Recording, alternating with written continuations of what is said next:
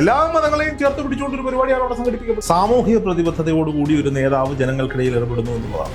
കൈരളിയേക്കാൾ വലിയ ഇടതുപക്ഷത്തെ താങ്ങി നിർത്തുന്ന മാധ്യമവരാണ്. രമേശ് ചെന്നിത്തലയുടെ പരിപാടിയിൽ ഹൈന്ദവ ആചാര്യന്മാരുണ്ടായിരുന്നു, ഇസ്ലാമിക ആചാര്യന്മാരുണ്ടായിരുന്നു, ക്രൈസ്തവ ആചാര്യന്മാരുണ്ടായിരുന്നു. മതം, വിശ്വാസം ഇതിനെയൊക്കെ പറഞ്ഞുകൊണ്ട് രണ്ട് പാർട്ടികൾ പരിപാടികൾ സംഘടിപ്പിക്കുമ്പോഴാണ് കോൺഗ്രസ് പാർട്ടിയുടെ അനിഷേധ്യനായ നേതാവായ രമേശ് ചെന്നിത്തല സമൂഹത്തെ കാർന്നു നിന്നുകൊണ്ടിരിക്കുന്ന ലഹരിക്കെതിരെ വലിയൊരു ക്യാമ്പയിനുമായി ഒരു പദയാത്രയുമായി രംഗത്ത് വരുന്നത്. ഇതിനെയൊക്കെ ഓഴ എന്ന് വിളിച്ചുകൊണ്ട് ഒരു വലിയ സംഘം ആളുകൾ മാണിസാറിനെ വഴിയിൽ തറയുകയും മാണിസാറിനെ ചെരുപ്പ് പോലെ എടുത്തും കണ്ടു. പിന്നീട് അതേ മാണിസാറിന്റെ പാർട്ടിയെ രണ്ട് കൈ നീട്ടി വിശുദ്ധനാക്കി അന്ന് കോഴമാണിയായിരുന്നെങ്കിൽ പിന്നീട് മാണിസാർ എന്ന് വിളിച്ച് കൊണ്ടു നടക്കുന്ന കാഴ്ച നമ്മൾ കണ്ടുകൊണ്ടിരിക്കുന്ന ഒരു സമയമാണ്. അടുത്ത 50 വർഷത്തേക്ക് 1000 കോടി രൂപയുടെ വികസനമേ ഉള്ളൂ എന്ന് തേജസ്വിനി സൂര്യ പത്രത്ത് നടത്തി BJPയുടെ സംഘപരിവാറിന്റെ പരിപാടിയിൽ ചോദിക്കുന്ന കാഴ്ചയും നമ്മൾ കണ്ടു. പക്ഷെ അവിടുത്തെ തമിഴന്മാർ ചവിട്ടിക്കളഞ്ഞ ഒരു BJP നേതാവിനെ കൊണ്ടുവന്ന് ഇവിടെ നമ്മുടെ മുഖ്യമന്ത്രിയെ തെറിവിളിപ്പിക്കുന്ന ഒരു പരിപാടിയായി പോയി പന്തളത്ത്. കുപ്പിയുടെ മേളിൽ 20 രൂപ പിരിക്കാൻ കാണിക്കുന്ന ഒരു കുതന്ത്രം ജനങ്ങളെന്തോ മണ്ടനാണ്. അന്ന് ഞങ്ങൾ പോയിട്ട് വിളക്ക് കത്തിച്ചു, അത് ബീവറേജസിന്റെ മുമ്പിലാണ്. മകന്റെ കൂടെ വീട്ടിൽ ഒറ്റയ്ക്ക് താമസിക്കാൻ പേടിയാണ്. ലഹരി അടിച്ചിട്ട് വരുമ്പോ അമ്മയാണോ സഹോദരിയാണോ എന്ന ചിന്തയില്ല. പക്ഷെ ഇവിടെ ഒരു സർക്കാർ ഒരു ദേവസ്വം ബോർഡ് അയ്യപ്പന്റെ പേരിൽ പരിപാടി നടക്കുമ്പോൾ ഈ പരിപാടി മുടിഞ്ഞു പോണേ എന്ന് പ്രാർത്ഥിക്കുന്ന ഒരു കൂട്ടം അയ്യപ്പ വിശ്വാസികൾ ഈ നാട്ടിലുണ്ടെങ്കിൽ. കഴിഞ്ഞ ദിവസം രമേശ് ചെന്നിത്തലയുടെ നേതൃത്വത്തിൽ വാക്ക് അഗെയിൻസ്റ്റ് ഡ്രഗ് എന്നൊരു ക്യാമ്പയിന്റെ ഭാഗമായി നടത്തിയ ഒരു യാത്രയാണ് ഇപ്പോൾ കേരളത്തിലെ രാഷ്ട്രീയ നേതാക്കന്മാരെ എല്ലാവരെയും തന്നെ അമ്പരപ്പിച്ചിരിക്കുന്നത്. ആരും പ്രതീക്ഷിക്കാത്ത വലിയ ജനക്കൂട്ടമായിരുന്നു അന്ന് ആ ഒരു പരിപാടിക്ക് വേണ്ടി എത്തിയിട്ടുണ്ടായിരുന്നത്. പക്ഷേ ഇത് പറയുമ്പോൾ നമ്മൾ പറയേണ്ട മറ്റൊരു കാര്യമായിരുന്നു, ഒരുപാട് ജനക്കൂട്ടം എത്തുമെന്ന് പ്രതീക്ഷിച്ചുകൊണ്ട് പിണറായി വിജയന്റെ നേതൃത്വത്തിൽ നടത്തിയ അയ്യപ്പ സംഗമം. അതിന് 3500ഓളം ആളുകൾ വരുമെന്ന് പറഞ്ഞിട്ട് അത്ര പോലും അതിന്റെ പകുതി പോലും ആളില്ലായിരുന്നു എന്ന് പറയുന്ന ഒരു സാഹചര്യത്തിലാണ് രമേശ് ചെന്നിത്തലയുടെ നേതൃത്വത്തിൽ ഈ ഒരു ക്യാമ്പയിന്റെ ഭാഗമായി ഇത്രയും ജനങ്ങൾ അണിനിരുന്നത്. ഇത് ജനങ്ങൾക്ക് നിലവിലുള്ള ഭരണത്തെ മടുത്തുവെന്നും മറ്റൊരു അടുത്ത ഒരു അല്ലെങ്കിൽ കോൺഗ്രസ് അധികാരത്തിൽ വരണമെന്നുള്ള ഒരു ആഗ്രഹം തുറന്നു കാണിക്കുന്ന ഒരു രീതിയല്ലേ? അല്ല, ഒരിക്കലും ഈ വാക്ക് അഗെയിൻസ്റ്റ് ഡ്രഗ് എന്ന് പറയുന്ന ഈ പ്രോഗ്രാമിനൊരു രാഷ്ട്രീയ ലക്ഷ്യങ്ങൾ രമേശ് ചെന്നിത്തലയ്ക്ക് ഉണ്ടെങ്കിൽ തന്നെയും ഇതിനെ കാണുന്നത് മറ്റൊരു തരത്തിലാണ്. സാമൂഹിക പ്രതിബദ്ധതയോടുകൂടി ഒരു നേതാവ് ജനങ്ങൾക്കിടയിൽ ഇടപെടുന്നു എന്നുള്ളതാണ്. ഈ വാക്ക് അഗെയിൻസ്റ്റ് ഡ്രഗ്സ് എന്ന് പറയുന്ന ഈ പ്രോഗ്രാം കേരളത്തിന്റെ വിവിധ ഭാഗങ്ങളിലായി പദയാത്ര രമേശ് ചെന്നിത്തല സംഘടിപ്പിച്ചു വരികയാണ്. അവസാന ദിവസങ്ങളിൽ കണ്ണൂരിൽ കണ്ട കാഴ്ച വലിയ ജനസാഗരമായിരുന്നു ഈ പരിപാടിക്ക് എന്നുള്ളതാണ്. ഇതിനെ കണക്ട് ചെയ്യേണ്ടുന്നത് മറ്റ് രണ്ട് സമ്മേളനങ്ങളുമായി കണക്ട് ചെയ്യണം. അതിലൊന്ന് ഹർഷ സൂചിപ്പിച്ച ആഗോള അയ്യപ്പ സംഘവും, അതായത് ദേവസ്വം ബോർഡിന്റെ നേതൃത്വത്തിൽ എന്ന വ്യാജേന ഇടതുപക്ഷം ഭരിക്കുന്ന സർക്കാരും ചേർന്ന് പമ്പയിൽ സംഘടിപ്പിച്ച ഒരു ആഗോള അയ്യപ്പ സംഘവും. ഇതിൽ പങ്കെടുത്ത ആളുകളുടെ എണ്ണത്തിൽ രണ്ട് ഭാഗത്തു നിന്നും തർക്കങ്ങൾ ഉയരുന്നുണ്ട്. 3500-ൽ കൂടുതൽ ആളുകൾ പങ്കെടുത്തു എന്നൊരു കണക്ക് റിപ്പോർട്ട് ചെയ്യുക. അവരാണല്ലോ ഇപ്പൊ കൈരളിയേക്കാൾ വലിയ ഇടതുപക്ഷത്തെ താങ്ങി നിർത്തുന്ന മാധ്യമവരാണ്. അപ്പോൾ അവര് അരുൺകുമാറിന്റെ ഒരു വീഡിയോ, മറ്റൊരു കൈരളി ചെയ്തിട്ടുണ്ടോ എന്ന് എനിക്കറിയില്ല, ഞാൻ കണ്ട വീഡിയോ അരുൺകുമാർ ഇവിടെ വന്നവരുടെ കണക്ക് പറയുന്നതാണ്. അതിൽ കേരളത്തിന്റെ വിവിധ സംസ്ഥാനങ്ങളിൽ നിന്നുള്ള ആളുകളുടെ എണ്ണം അത് കണക്ക് കൂട്ടുമ്പോൾ 4000-ന് മുകളിലേക്ക് വരുന്നുണ്ട് എന്നുള്ളതാണ്. ഞാനതിൽ മനസ്സിലാക്കുന്നത് ശബരിമല എല്ലാ മാസവും മലയാള മാസം 1-ാം തീയതി മുതൽ 5-ാം തീയതി വരെ തുറന്നു വെക്കും. ഈ ആഗോള അയ്യപ്പ സംഗമം നടന്ന അതേ ദിവസം ശബരിമലയിൽ ദർശനമുണ്ടായിരുന്ന ദിവസമാണ്. അപ്പോൾ സ്വാഭാവികമായിട്ടും ആ ദർശനത്തിലെത്തുന്ന ഭക്തജനങ്ങൾ വിവിധ സംസ്ഥാനങ്ങളിൽ നിന്നുള്ള ഭക്തജനങ്ങളാണ് കൂടുതലായി എത്തുക. അവരൊക്കെ അവിടെ വന്ന് ഒപ്പിടിപ്പിച്ച് വിട്ടിട്ടുണ്ടാകും എന്നുള്ളതാണ്. അല്ലെങ്കിൽ പിന്നെ അതിനുശേഷം പുറത്ത് വന്നൊരു ദൃശ്യമുണ്ട്. ഈ ID കാർഡുകൾ, ഈ ഡെലിഗേറ്റ്സിന് വേണ്ടി തയ്യാറാക്കിയ ID കാർഡുകൾ വേസ്റ്റ് വണ്ടിയിൽ വാരിയിട്ടുകൊണ്ട് പോകുന്നൊരു വീഡിയോ ആരോ പകർത്തി സോഷ്യൽ മീഡിയയിൽ പ്രചരിപ്പിച്ചു. ഇനി എന്തോ ആയിക്കൊള്ളട്ടെ, എന്നാലും ആ പരിപാടി അവിടെ നടന്നു. ഇതുകൊണ്ട് എന്താണ് പ്രയോജനം എന്ന് ആർക്കും ഇതുവരെ മനസ്സിലായിട്ടില്ല. 50 വർഷക്കാലത്തേക്കുള്ള ശബരിമലയുടെ ഒരു മാസ്റ്റർ പ്ലാൻ, 1000 കോടി രൂപയുടെ ഒരു മാസ്റ്റർ പ്ലാനാണ് അവിടെ പിണറായി വിജയന്റെ നേതൃത്വത്തിൽ ദേവസ്വം ബോർഡ് അവതരിപ്പിക്കപ്പെട്ടിട്ടുള്ളത്. അവിടെ നടന്ന ചർച്ചകളൊക്കെ വലിയ പരാജയമായിരുന്നു. ചർച്ചകളെ പറ്റിയൊന്നും വാർത്തയൊന്നും കണ്ടില്ല. പിണറായി വിജയന്റെ പ്രസംഗം നടക്കുന്ന സമയം മാത്രമാണ് അവിടുത്തെ വലിയ വാർത്തകൾ നിറഞ്ഞത്. സെമിനാറുകളും ചർച്ചകളും കോൺക്ലേവുകളും ഒക്കെയാണ് അവിടെ അവർ പ്ലാൻ ചെയ്ത് വെച്ചിരുന്നത്. നോക്കൂ, വർഷാവർഷം നൂറുകണക്കിന് കോടി രൂപയുടെ വരുമാനം ലഭിക്കുന്ന ഒരു അമ്പലത്തിന് അടുത്ത 50 വർഷത്തേക്ക് 1000 കോടി രൂപയുടെ വികസനമേ ഉള്ളൂ എന്ന് തേജസ്വിനി സൂര്യ പത്രത്ത് നടത്തി BJPയുടെ സംഘപരിവാറിന്റെ പരിപാടിയിൽ ചോദിക്കുന്നത് കാഴ്ചയും നമ്മൾ കണ്ടു. ആ ചോദ്യം സാധാരണഗതിയിൽ പ്രസക്തമാണ്. ഈ പന്തളത്ത് നടത്തിയ പരിപാടിയിൽ ആകെ പ്രയോജനം കിട്ടിയത് തേജസ്വിനി സൂര്യയുടെ ഈ ഒരു ചോദ്യവും കുറച്ച് കണക്കുകളും മാത്രമാണ്. അല്ലാതെ തമിഴ്നാട്ടിൽ തമിഴന്മാർക്ക് പോലും വേണ്ടാത്ത അണ്ണാമലൈ എന്ന് പറയുന്ന ഒരു രാഷ്ട്രീയ നേതാവിനെ കൊണ്ടുവന്ന, അണ്ണാമലൈ എന്ന് പറയുന്ന IPS ഓഫീസറെ ഞാനൊന്നും പറയില്ല, പക്ഷെ അവിടുത്തെ തമിഴന്മാർ ചവിട്ടിക്കളഞ്ഞ ഒരു BJP നേതാവിനെ കൊണ്ടുവന്ന് ഇവിടെ നമ്മുടെ മുഖ്യമന്ത്രിയെ തെറിവിളിപ്പിക്കുന്ന ഒരു പരിപാടിയായി പോയി പന്തളത്ത് നടത്തും. അപ്പോൾ മുഖ്യമന്ത്രിയെ തെറിവിളിപ്പിക്കാൻ ഒരു പ്രതിപക്ഷ പാർട്ടി എന്ന നിലയിൽ BJPക്കോ അല്ലെങ്കിൽ സംഘപരിവാറിനോ ഒക്കെ താല്പര്യം ഉണ്ടാകും, അവർ ചെയ്തോളട്ടെ. പക്ഷെ എന്ത് പ്രയോജനമാണ് ഈ രണ്ട് പരിപാടികൾ ജനങ്ങൾക്ക് കൊടുത്തത്? എന്ത് സാമൂഹ്യ പ്രതിബദ്ധതയാണുള്ളത് എന്നൊരു ചോദ്യം ബാക്കിയാവാം. പന്തളത്ത് നടന്ന പരിപാടിയിൽ പക്കാ വർഗീയത പറഞ്ഞുകൊണ്ട് അവർ മുന്നോട്ട് പോകും. വാവൂർസ്വാമിയെ ചോദ്യം ചെയ്യുന്നു, പല പരിപാടികൾ നടക്കുന്നു, അവിടേക്ക് ആൾ വരുന്നുണ്ടാവും. എനിവേ, എന്തായാലും അയ്യപ്പന് വേണ്ടിയാണെന്നൊക്കെ പറയുമ്പോൾ വിശ്വാസ സംരക്ഷണം നടത്തുമെന്നാണ് പറയുന്നത്. എന്ത് വിശ്വാസ സംരക്ഷണമോ, എന്ത് ശബരിമലയ്ക്ക് പോകുമ്പോൾ അറിയുന്ന സംരക്ഷണമൊന്നും വേണ്ട. അല്ല, അതെന്തോ ആയിക്കൊള്ളട്ടെ, ആ വിഷയങ്ങൾ അവിടെ നിൽക്കട്ടെ. അപ്പോൾ മതം, വിശ്വാസം, ഇതിനെയൊക്കെ പറഞ്ഞുകൊണ്ട് രണ്ട് പാർട്ടികൾ പരിപാടികൾ സംഘടിപ്പിക്കുമ്പോഴാണ് കോൺഗ്രസ് പാർട്ടിയുടെ അനിഷേധ്യനായ നേതാവായ രമേശ് ചെന്നിത്തല സമൂഹത്തെ കാർന്നു നിന്നുകൊണ്ടിരിക്കുന്ന ലഹരിക്കെതിരെ വലിയൊരു ക്യാമ്പയിനുമായി, ഒരു പദയാത്രയുമായി രംഗത്ത് വരുന്നത്. കണ്ണൂരിൽ നടന്ന പരിപാടിയിൽ നൂറുകണക്കിന് ആയിരക്കണക്കിന് ആളുകളാണ് ഈ പരിപാടിക്ക് വേണ്ടി കൈകോർക്കാൻ വന്നത്. ഇനി രമേശ് ചെന്നിത്തല എന്തിന് ഈ പരിപാടി നടത്തുന്നു എന്ന് ചോദിച്ചാൽ, ഇവിടുത്തെ കോൺഗ്രസ് നേതാക്കന്മാർക്ക് ഈ ഒരു പരിപാടിയോട് സഹകരിക്കാൻ പറ്റുള്ളൂ. ഇടതുപക്ഷത്തിന്റെ ഏതെങ്കിലും നേതാവിന് പിന്നെ ഇവിടെ ലഹരി ഉപയോഗിക്കരുതെന്ന് പറയാൻ പറ്റൂ? പറയാൻ പറ്റില്ല. അതിന്റെ കാരണം, പണ്ട് ആന്റണിയുടെ കാലത്ത് ഇവിടെ ചാരായം നിരോധിച്ചെങ്കിൽ ഉമ്മൻചാണ്ടിയുടെ കാലത്ത് നാഷണൽ ഹൈവേയുടെ സൈഡുകളിലെ ബീവറേജ് ഔട്ട്ലെറ്റുകൾ നിർത്തി ബാറുകൾ അവസാനിപ്പിച്ചു. ഇതിനെയൊക്കെ കോഴ എന്ന് വിളിച്ചുകൊണ്ട് ഒരു വലിയ സംഘം ആളുകൾ മാണിസാറിനെ വഴിയിൽ തറയുകയും മാണിസാറിനെ ചെരുപ്പ് പോലെ ഇടുന്നതും കണ്ടു. പിന്നീട് അതേ മാണിസാറിന്റെ പാർട്ടിയെ രണ്ട് കൈ നീട്ടി വിശുദ്ധനാക്കി. അന്ന് കോഴമാണിയായിരുന്നെങ്കിൽ പിന്നീട് മാണിസാറെന്ന് വിളിച്ച് കൊണ്ടു നടക്കുന്ന കാഴ്ച നമ്മൾ കണ്ടുകൊണ്ടിരിക്കുന്ന ഒരു സമയമാണ്. അപ്പോൾ ഇവിടെ ലഹരിക്കെതിരെ നടപടി എടുത്തിട്ടുള്ള സർക്കാരുകൾ ഉണ്ടായിട്ടുള്ളത് കോൺഗ്രസിന്റെ നേതൃത്വത്തിലാണ്. ആ കോൺഗ്രസിന്റെ ഗാന്ധിയൻ മാർഗങ്ങളും നെഹ്റുവിയൻ മാർഗങ്ങളും സ്വീകരിക്കുന്ന കോൺഗ്രസിന്റെ നേതാക്കന്മാർക്ക് ഉറപ്പായും ഇവിടെ ലഹരിക്കെതിരെ ഒരു ക്യാമ്പയിൻ നടത്താൻ പറ്റും. അതിനെ പൊതുജനം ഇരു കൈകളും നീട്ടി സ്വീകരിക്കുന്നു. പൊതുജനത്തിനപ്പുറത്തേക്ക് പ്രിയങ്ക ഗാന്ധി വയനാടിന്റെ പ്രതിനിധിയാണെങ്കിൽ പോലും കോൺഗ്രസിന്റെ ദേശീയ മുഖമാണ്. ഗാന്ധി കുടുംബത്തിലെ, നെഹ്റു കുടുംബത്തിലെ അംഗമെന്ന നിലയിൽ അവിചാരിതമായ പരിപാടിയിലേക്ക് വന്ന അവിടുത്തെ കോൺഗ്രസ് പ്രവർത്തകരുടെ, സാധാരണ പ്രവർത്തകർ രമേശ് ചെന്നിത്തലയ്ക്ക് കൊടുക്കുന്ന, അല്ലെങ്കിൽ ആ പരിപാടിക്ക് കൊടുക്കുന്ന വലിയ ഒരു സ്വീകാര്യത കണ്ട് ആവേശമൂത്ത് ജനങ്ങൾക്കിടയിലേക്ക് ഇറങ്ങിപ്പോകുന്ന ഒരു കാഴ്ച നമ്മൾ കണ്ടു.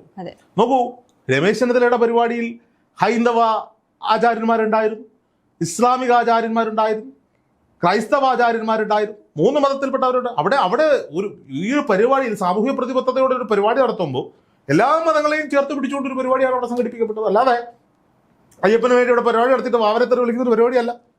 ഖജനാവിൽ നിന്ന് അല്ലെങ്കിൽ ദേവസ്വം ബോർഡിൽ നിന്ന് ഭക്തൻ തലക്കുഴിഞ്ഞിട്ട പണം കൊണ്ട് കോടികൾ മുടക്കിയിട്ട് രാഷ്ട്രീയം കളിക്കുന്ന പരിപാടിയല്ല അവിടെ ചെയ്തത്. അപ്പോൾ സാമൂഹ്യ പ്രതിബദ്ധതയോടെ ഇന്നത്തെ കാലത്ത് ജനം നേരിടുന്ന ഏറ്റവും വലിയ പ്രശ്നം ലഹരിയാണ്. അപ്പോൾ ഹർഷയ്ക്ക് തന്നെ അറിയാം, ഹർഷയുടെ പ്രായത്തിൽ എത്രയോ കുട്ടികൾ മദ്യം മാത്രമല്ല മറ്റു പല ലഹരികൾ, കഞ്ചാവ്, രാസലഹരി, എന്തൊക്കെ പേരുകളിൽ ഏതൊക്കെ ഭാവങ്ങളിൽ സർവ്വസാധാരണമായി മാറിയിരിക്കുന്ന ഒരു നാട്. എന്തിനാ പറയുന്നത്? മദ്യം കൊടുക്കുന്നു, മദ്യം ലഭിക്കുന്ന വിലയുടെ 100 ഇരട്ടിക്കപ്പുറത്തേക്ക് അല്ലെങ്കിൽ എത്രയോ ഇരട്ടിക്കപ്പുറത്തേക്ക് വിലയിട്ട് ബിവറേജ് ഔട്ട്ലെറ്റുകളിലൂടെ മദ്യം കൊടുത്ത് സാധാരണക്കാരന്റെ പണം ഖജനാവിലേക്ക് എത്തിക്കുന്ന ഒരു സർക്കാർ, അവിടെ ഒന്നും മുഴുക്കാതെ സെസ് ഏർപ്പെടുത്തിയിട്ട് ആ സെസ് പിരിക്കുന്ന ഒരു സർക്കാർ, ഇതൊന്നും പോരാഞ്ഞിട്ട് കുപ്പിയുടെ മേളിൽ 20 രൂപ പിരിക്കാൻ കാണിക്കുന്ന ഒരു കുതന്ത്രം, എങ്ങനെയൊക്കെ ഊറ്റിയെടുക്കാമോ അങ്ങനെയൊക്കെ ഊറ്റിയെടുക്കുന്ന ഒരു സർക്കാർ. അപ്പോൾ എനിക്ക് തോന്നുന്നു ഇവര് നാട് മുഴുവൻ ഈ മദ്യശാലകൾ തുറന്നു വെച്ചു കൊടുത്തിട്ട് ഞങ്ങൾ വില കൂട്ടിയാണല്ലേ വിൽക്കുന്നത്, അപ്പോൾ കുറച്ച് പേരല്ലേ കുടിക്കൂ, അതൊന്നും അല്ലല്ലോ. ഖജനാവിലേക്ക് പണം ഒഴുകി എത്തുക എന്നുള്ളതാണ്. ഇപ്പോൾ 20 രൂപയുടെ കുപ്പിയുടെ സ്റ്റിക്കർ പ്രിന്റിങ് അവസാനിപ്പിച്ചിട്ടുണ്ട്. താമസിയാതെ ആ പദ്ധതി അവസാനിപ്പിക്കേണ്ടി വരും. ഇടതുപക്ഷ സർക്കാർ, രണ്ടാം പിണറായി സർക്കാർ ഞാനൊന്നും പറയുന്നില്ല, രണ്ടാം പിണറായി സർക്കാർ നടപ്പിലാക്കിയ ഏറ്റവും ബൃഹത്തായ പദ്ധതിയായിരുന്നു കുപ്പിക്കുള്ളിൽ സ്റ്റിക്കർ ഒട്ടിച്ച് 20 രൂപ പിരിക്കുക എന്നുള്ളത്. അത് അവസാനിപ്പിക്കുന്ന ഘട്ടത്തിലേക്ക് പോയിക്കൊണ്ടിരിക്കുകയാണ്.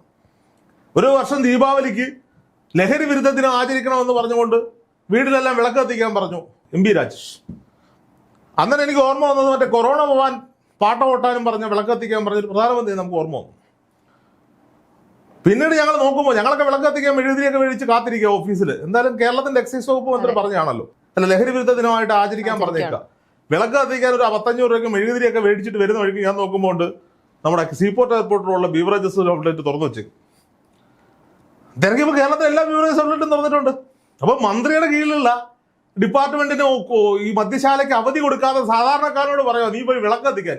ജനങ്ങളെന്തോ മണ്ടനാണ്. അന്ന് ഞങ്ങൾ പോയിട്ട് വിളക്ക് കത്തിച്ചു, അത് ബീവറേജസിന്റെ മുമ്പിലാണ്. അന്ന് ആ വീഡിയോ ഭയങ്കര വൈറലായിട്ട് ഓടിയതാണ്. അപ്പോൾ അങ്ങനെ ഒരു മന്ത്രിയാണ് എക്സൈസ് വരി, അങ്ങനെ ഒരു സംഘമാണ് ലഹരിക്കെതിരെ ഇവിടെ അത് ചെയ്യുമെന്ന് പറയുന്നത്. അവിടെയാണ് രമേശ് ചെന്നിത്തല എന്ന് പറയുന്ന ജനകീയനായ ഒരു നേതാവ് ഈ ലഹരിക്കെതിരെ, ലഹരിയുടെ അടിവേര് പറിച്ചിട്ടേ അവസാനിപ്പിക്കൂ എന്ന് പറഞ്ഞുകൊണ്ട് പദയാത്ര സംഘടിപ്പിക്കും. അപ്പോൾ പദയാത്രയുടെ വിവിധ ഘട്ടങ്ങളിൽ വിവിധങ്ങളായ സെലിബ്രിറ്റികളും വിവിധങ്ങളായ രാഷ്ട്രീയ നേതാക്കന്മാരും സാമൂഹിക നേതാക്കന്മാരും ഒക്കെ ഇതിൽ അണിചേരുന്നത് നമ്മൾ കണ്ടിട്ടുണ്ട്. ഇപ്പൊ നമ്മൾ കണ്ടു വെള്ളാപ്പള്ളി നടേശൻ ഈ പറയപ്പെടുന്ന അയ്യപ്പ സംഗമത്തിൽ പങ്കെടുത്തുകൊണ്ട് പറഞ്ഞത് നമ്മൾ കേട്ടതാണ്. ഇപ്പോൾ NSSന്റെ ജനറൽ സെക്രട്ടറി സുകുമാരൻ നായർ ഇടതുപക്ഷത്തെ സപ്പോർട്ട് ചെയ്തുകൊണ്ട് വന്നിട്ടുണ്ട്. ഇവരൊക്കെ സപ്പോർട്ട് ചെയ്യേണ്ടത് ഈ പാമ്പ് പിടിച്ചോ നടത്തുന്ന ഈ പദയാത്രയാണോ വർഗീയത കളിക്കുന്നിടത്താണോ? കുടുംബത്തെ എത്ര കേസുകളാണ് കഴിഞ്ഞ നാളുകളിലൂടെ റിപ്പോർട്ട് ചെയ്യപ്പെട്ടത്? കഞ്ചാവ് അടിച്ചിട്ട്, കള്ളടിച്ചിട്ട്, അച്ഛനെ, അമ്മയെ, അയലോക്കക്കാരനെ കുത്തി വീഴ്ത്തിയത്, തലക്കടിച്ചിട്ടത്, വണ്ടി കയറ്റി കൊന്നത്, റേപ്പ് ചെയ്തത്. എത്ര അമ്മമാരാ കണ്ണീരോടെ ചാനലിന്റെ മുന്നിൽ വന്ന് നിന്ന് പറഞ്ഞത് മകന്റെ കൂടെ വീട്ടിൽ ഒറ്റയ്ക്ക് താമസിക്കാൻ പേടിയാണ്, ലഹരി അടിച്ചിട്ട് വരുമ്പോൾ അമ്മയാണോ സഹോദരിയാണോ എന്ന ചിന്തയില്ല. രാക്ഷസന്മാരായി മാറുന്ന ഒരു കൂട്ടം ചെറുപ്പക്കാരുള്ള നാട്ടിൽ ലഹരിക്കെതിരെ രമേശ് ചെന്നിത്തല എന്ന് പറയുന്ന കോൺഗ്രസിന്റെ ജനകീയനായ ഒരു നേതാവ് സാമൂഹ്യ പ്രതിബദ്ധതയോടെ ജനങ്ങൾക്കിടയിലേക്ക് പദയാത്രയുമായി വരുമ്പോൾ അതിന് കൈയടിക്കാതെ ഈ സമുദായത്തിന്റെ നേതാക്കന്മാർ എന്തിനാണ് ഈ വർഗീയതയ്ക്ക് പിന്നാലെ പോകുന്നത് എനിക്കറിയില്ല. ഇനി അത് അവരുടെ ഇഷ്ടം. പക്ഷെ ജനം അതിനെ രണ്ട് കൈ നീട്ടി സ്വീകരിച്ചു. ഇന്നിന്റെ രാഷ്ട്രീയ കേരളത്തിൽ ആ യാത്രയ്ക്ക് വലിയ സ്വീകാര്യത ലഭിക്കുന്നു എന്നത് രമേശ് ചെന്നിത്തല എന്ന് പറയുന്ന രാഷ്ട്രീയ നേതാവിന്റെ കരിയർ ഗ്രാഫിൽ ഒരു പൊൻതൂവലാണ്.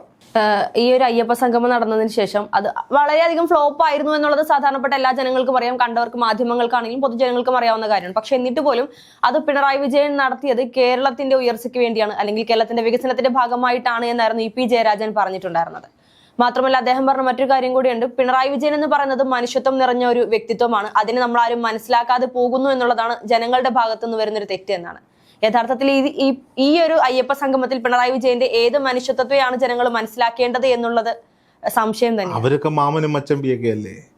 ഇപ്പൊ ഹർഷയോട് ചോദിച്ചാൽ ഹർഷയുടെ ഏതെങ്കിലും ഒരു കസിനെ കുറിച്ച് അല്ലെങ്കിൽ ഹർഷയുടെ ബന്ധുവിനെ കുറിച്ച്, ഹർഷയുടെ സുഹൃത്തിനെ കുറിച്ച് കുറ്റം പറയൂ? ഇല്ല.